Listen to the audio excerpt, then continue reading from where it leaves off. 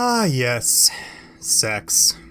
That one bereavement which is sought after by many an intellectual engaging in the fascinating world of mythology, which constantly denies itself to those who seek it out, because apparently knowing the mythological connections between the Greco-Roman world and the parallels they run to the Egyptian dynastic structure isn't nearly as attractive as being able to catch an egg-shaped ball made of synthetic leather before entering a shower with a multitude of hot, sweaty men, each exposing their genitalia to one another in a totally non-homoerotic way. The point is that prior to the popularization of the Abrahamic faith and the doctrines propagated in a common era, sex wasn't seen as the same sort of scandalous taboo subject it used to be. In fact, with exception to the Jewish practitioners, sex was seen as a casual recreational activity throughout many of the other major superpowers in the ancient world. This divisive view on the subject of sex is one of the main wedges which drove the Israelites to persecute their Canaanite neighbors, and the vilification of various other more promiscuous cultures in the Bible, which permeates itself within older generations of our society up to this very day, with modern feminist-oriented socio-political acolytes seeking a return to form on the misgivings society often imposes on the nature of sexuality. Though this modern sexual revolution oftentimes fails to directly address religious orthodoxy as the permeator of their ills and instead chooses to redirect its ire unto men. Hence why so many millennials and Gen Z kids nowadays remain virgins up until a much later date in life, and some of them hold off until they are completely barren. However, this is a mythology channel, and as such, this sort of discourse really isn't my bag, though I'm sure some keyboard warrior is already typing out an essay with the same sort of grammatical skill and structure you'd expect to see out of a 5th grader. Spoiler alert, such comments will be promptly ignored. I will, however, concede on the point that there was definitely more of an influence placed upon matriarchal figures in the ancient world. One of my typical rules of thumb, especially when it comes to the Mediterranean-based faiths, is that the fertility gods and goddesses are typically upon the most popular within the practitioners of their faith. Take for example Baal, Adonai, Osiris, and Pan, just to name a few. Though typically you see the role of fertility within males as transcribed to agriculture or shepherding, whereas female figures representing divine fertility take on a more conventional approach. Here's the thing though, as important and revered as the female role was in the ancient world for her ability to bear children, an equally as large, if not more abundant amount of civil worship was reserved for the male fertility gods. Food is and always has been ingrained within the mind of mankind as taking precedence over everything else, even their own children, leading to a sort of cold and rigid logistical outlook which still persists within less fortunate cultures to this day, which is, there's no point in having children if you cannot feed them, let alone yourself. I know this script has sounded very cynical up to this point, especially given the fact I'm sure some of you are new to this channel and were merely following the trail of internet breadcrumbs which led you to this point, in which case, welcome to the channel. This is pretty much the full extent of what I do. Not because I have an agenda against religion, but because I love to educate others as to my own nerdy passion and try to present certain motifs which work in a logical framework whereupon lessons can be extrapolated and applied to modern scenarios, and to highlight some of the more humorous, nonsensical aspects of various different mythologies. And trust me, we're about to get a lot more into that aspect of my channel now that this prologue has concluded. So, who better a figure of the lesson I'm trying to purvey than quite possibly the biggest whore out of any pantheon ever? Inanna derives her name from the Sumerian term Ninannak, or Lady in Heaven, and is among the earliest of all goddesses to be associated with the Venus star, which we now know just to be, Venus. An interesting side note, her later and much more famous incarnation, Ishtar, may derive its naming convention from a male god named Attar, prior to the brightest celestial body's association with the female figure. However, seeing as Attar cannot seem to remain consistent with his own gender identity, let alone iconography, this should be, and is, for the purposes of this video at least, relegated to a mere footnote. Inanna is the prototypical Venus, not only because she influenced Venus, but because she is a goddess representing love, sex, beauty, and warfare? Wow, that took a turn, but yes, sexuality and warfare were oftentimes closely associated with one another in ancient religions, typically through the marriage of a warfare goddess to a god of fertility. However, these concepts seem to have differentiated themselves as time went on, most clearly pronounced in the Greek goddess Athena, who, while a goddess of warfare, was always depicted as a virgin. Which Inanna definitely was not. Like, Holy shit, not even close. Inanna is described to have once taken on 120 guys. Like, in an orgy, not in a fight. And I mean in a row. And even after that, she wanted to know who was gonna double dip. Oh my god. 37! My girlfriend sucked 37 dicks! In a row? Which is a kind of endurance which would put even the most tenacious of hentai protagonists to shame. However, it gets even more degenerate than that. As in the Epic of Gilgamesh, our titular hero has some rather strong words for our goddess of lust and how she treats her previous lovers. You love the many-colored lilac-breasted roller, but still you struck and broke his wing. Tablet cracked, piece missing. You have loved the lion, tremendous in strength. 7 pits you dug for him, and 7. You have loved the stallion, magnificent in battle. And for him you decreed the whip and spur and a thong. Tablet cracked. You have loved the shepherd of the flock. He made meal cake for you day after day.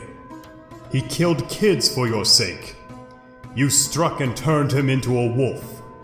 Now his own herd boys chase him away. His own hounds worry his flanks. So, not only did this lady have sex with 120 guys at once, but also a bird, and a couple of lions, and some horses, and some dirty peasant farmers who she later transformed into the very first furries.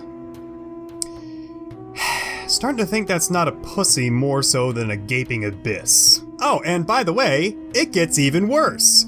So in a mirror of the Cain and Abel story, when it came time for Inanna to choose a husband, her twin brother Utu, the sun god, offered her a choice between the god of shepherding Dumuzi or the god of farmers Enkimdu. Now, both of these gentlemen had to state their case as to why they believed that they were the best fit to be Inanna's husband. Dumuzi was determined to be the winner of the contest by providing the world with more valuable gifts as a shepherd, though Inanna was not convinced of him until he compared himself to her twin brother, at which point she was, quote, filled with longing. Why is this a feminist icon again? Questionable iconography aside, Inanna may have been the first goddess to ever speak in terms of sexual innuendos, which is something I can totally get behind. Just like Inanna herself! Okay, so to quote directly from the story of Inanna in the underworld, my vulva, the horn, the boat of heaven, is full of eagerness like the young moon. My untilled land lies fallow. As for me, Inanna, who will plow my vulva? Who will plow my high field?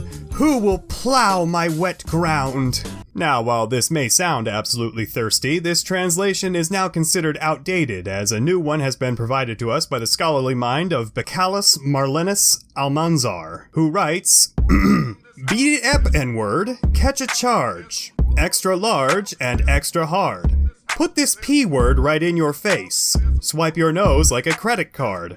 Hop on top, I wanna ride, I do a Kegel while it's inside. Spit in my mouth, look in my eyes, this P-word is wet, come take a dive. Inanna's sexual prowess was also highly ingrained into her city of Uruk, where she presided as the patron of prostitutes and alcohol. Now, while today we think of Uruk as one of the most ancient civilized sites in the world, contributing to our collective history and the shedding of our archaic early humanity, this place was more fucked up than Athens. Sex being considered immoral was about the most laughable thing one could suggest within the walls of Uruk, as not only was prostitution legal, it happened right in the streets, right in front of their local churches for all to see. Quoting back to a more recent translation of the Epic of Gilgamesh, every day is a festival in Uruk, with people singing and dancing in the streets, musicians playing their lyres and drums, the lovely priestesses standing before the temple of Ishtar, chatting and laughing, flushed with sexual joy and ready to serve men's pleasure in honor of the goddess, so that even old men are roused from their beds. Jesus fucking Christ. Again, this sounds more akin to the plot of an orgy-based hentai rather than what we would conceive as history or mythology, but that's just how the ancient people lived. And it wasn't even simply relegated to the working class either. as the annual New Year's Day marriage ceremony held in all major cities throughout Sumer saw the local king impersonate Dumuzi and a local priestess or temple prostitute, the hell is even the difference by this point, impersonate Inanna and then engage in a rousing round of exhibitionism, which would, every 8 years or so, be capped off by ritualistic human sacrifice, where the king, or whatever poor schmuck the king conned into taking his symbolic place, and the priestess would be surrounded by their audience and then clubbed to death. So as to stay accurate to the part of the myth where both gods die, of course. What do you think they are, a bunch of savages? However, later archaeological evidence shows that the popularity of sacrificing a king every few years started to wane a little bit over time, and so the practitioners chose to just go with a public orgy instead. You know, for religious purposes. Something to raise money for the kids. Now, while this all sounds very lewd, Inanna did do some productive good, which wasn't just, reproducing. Remember I said that she is also the patron goddess of alcohol as well, and that ties in directly with a story I plan to cover later on down the line when/if this channel gets to that one really big number of how following the flooding of Enki's city Eridu, Inanna appears before the god in his temple and then challenges him to a drinking game. One which she wins rather handedly and takes advantage of by stealing Enki's mess while he's intoxicated. And no, I don't mean that she scraped up his vomit off the floor. In Sumerian mythology, mess are the social decrees from the gods which are necessary for structuring a civilized society. The mess Inanna takes from Eridu back to Uruk was writing, weaving, law, religious and social hierarchy, and unsurprisingly, prostitution. This story is meant to mirror a historical event which pushed the early Mesopotamian peoples out of the Fertile Crescent and into more northward territories, spurred on by a flood whose scale and actual geographical impact has been well over-exaggerated by every following religion since then. Again, wait until we get to 1,000 subscribers for more on that. Now, let's not get things twisted here, folks. Inanna was never depicted as a totally selfless goddess who liked to mess around occasionally. In fact, she's partially responsible for her husband being banished to hell 6 months out of the year, meaning that the land was only fertile during the harvest season when Dumuzid wasn't down beneath the crust of the earth wallowing in eternal darkness. But that, along with every other mythological story which taps along those very same story beats, should be reserved for another video for another day. Which it is. When it comes to Inanna, she's very much what I'd like to call a prototype goddess.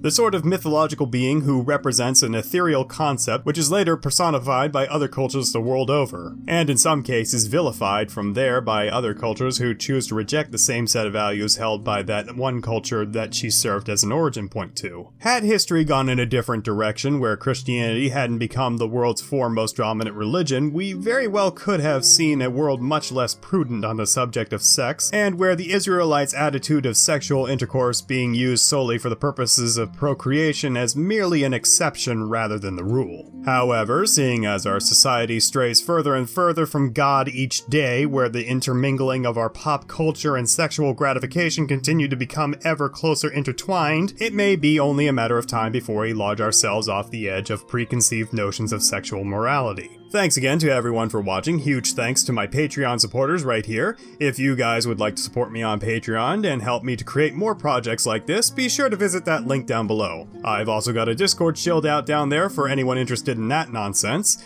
And if you're new here and enjoyed what you saw today, why not subscribe, as that really helps out the channel. And while you may not think it's a huge deal, leaving a like or even just a small little comment down in the comment section below is also a great way to help support me with YouTube's algorithm. If I've got my schedule straight, the next video which should be coming your guys' way should be Zoroastrianism Explained. But that's going to be a hefty one though, so don't expect that one until maybe a little later on in the month. Until then, I've got plenty of playlists full of old and new content for you folks to enjoy, so definitely stick around. Alright, that's all I have for you today, ladies and gentlemen of the internet, so until next time, my name is Messiahs in Mythology, and have a God's blessed day.